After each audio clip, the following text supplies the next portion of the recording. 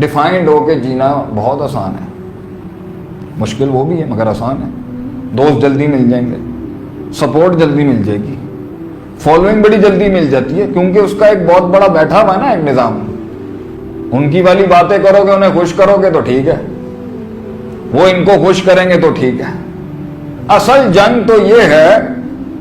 کہ سب کو اکٹھا اور اتحاد کرنے کے لیے جو پازیٹیو ایلیمنٹس کو جمع کر کے اپنے اندر رکھنا ہے، اور اپنے اندر کے وطن جو بنائے ہوئے ہیں، اپنے اندر جو فرقے بنائے ہوئے ہیں، اپنے اندر جو تفریق کی ہوئی ہے، اور اپنے اندر جو شدت اور افراط تفریط اختیار کی ہوئی ہے، اس کا گلا گھونٹ کے، اگرچہ میرا نظریہ اس سے نہیں ملتا، اگرچہ میرا نظریہ اس سے نہیں ملتا، میرا نظریہ اس سے نہیں ملتا، میرا مزاج اس سے نہیں ملتا، میری طبیعت اس سے نہیں ملتی، میرا اخلاق اس سے نہیں ملتا، میری سوچ اس سے نہیں ملتی، میری برادری اس سے نہیں ملتی، لیکن بھائی میں آپ کے ساتھ ہوں۔ اور اصل بھی کمپرومائز نہیں کی جائے، جو عقیدہ ہے لا الہ الا اللہ، لا الہ الا اللہ کیسے کمپرومائز کیا جائے گا؟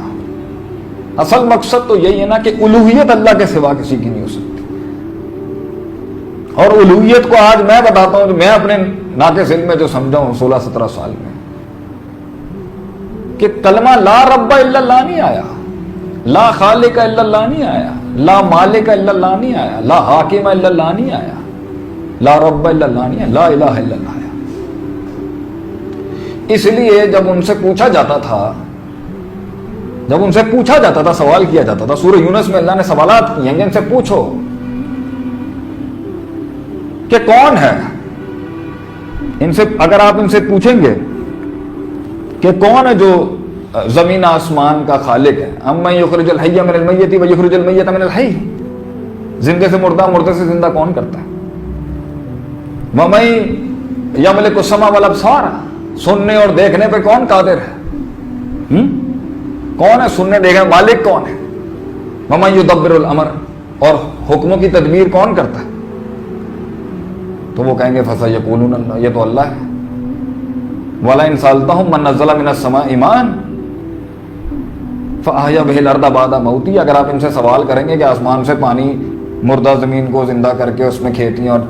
زندگی حیات کو، اللہ،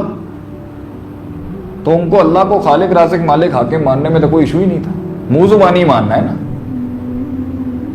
منہ زبانی کہنا ہے نا کہ اللہ بڑا ہے، تو یہ ان کے لیے کہتے ہیں، ہمارے لیے تھوڑی کوئی بڑی بات، یہ تو مانتے ہیں اللہ، لَيَقُولُنَّ اللہ، لام بھی لگایا ہوا ہے تاکید کا، آگے نون ثقیلہ خفیفہ بھی لگا ہوا ہے آگے۔ لیکن جب ان سے کہا گیا نا کہ اللہ کو الہ ایک مانو، تو ان کی چیخیں نکل گئیں آگے سے، اجعل آلہۃ الہ واحد، آپ نے سارے الہوں کو ایک کر دیا، ان ھذا لشیء عجاب، یہ تو عجیب ترین بات کی آپ نے، الہ کیسے ایک ہو سکتا ہے؟ رب تو ایک ہو سکتا ہے، کائنات کا خالق مالک رازق حاکم کریٹر نرشر، الہ کیسے ایک کر دیا آپ نے؟ کیونکہ اس الہ کے اندر اس نفس کی کنوینئنس کو چوٹ پہنچ رہی تھی کہ میں اپنی مرضی کی جو زندگی کی تحریک، اپنی مرضی کی جو زندگی کی جو مقصدیت، اپنی مرضی کی جو زندگی کے اندر جو قانون، اپنی مرضی کی زندگی کے اندر جو لائے عمل، اپنی مرضی کے اندر جو زندگی کا میرے اوپر جو کنٹرول اینڈ کمانڈ کا آرڈر ہے، اپنی مرضی کی زندگی کی جو چودراہٹ اس میں جانی تھی، اور اپنی دو اینٹ کی جو بنائی ہوئی تھی، اور پھر اس کے اوپر ایک بہت بڑی اکانومک ڈرائیو چل رہی تھی، اور اس کے اوپر لوگوں کے پورے کاروبار چل رہے تھے، اور اپنی چودراہٹیں چل رہی تھیں، اور جو ایک پورا سٹیک اس کے اوپر تھا، پھر پورے قبیلے جڑے ہوئے تھے، پھر وہ ایک بت نہیں تھا، وہ ایک ہستی تھی جو کیش ہو رہی تھی، اس کے نام پر لوگوں کو بیوقوف بنایا جا رہا تھا، لوگوں کو کنٹرول کیا جا رہا تھا۔ وہ الوہیت کو ختم کر کے اگر اللہ کو وہ اینڈ دے دیا جاتا تو پھر بندے کی کیا حیثیت رہتی؟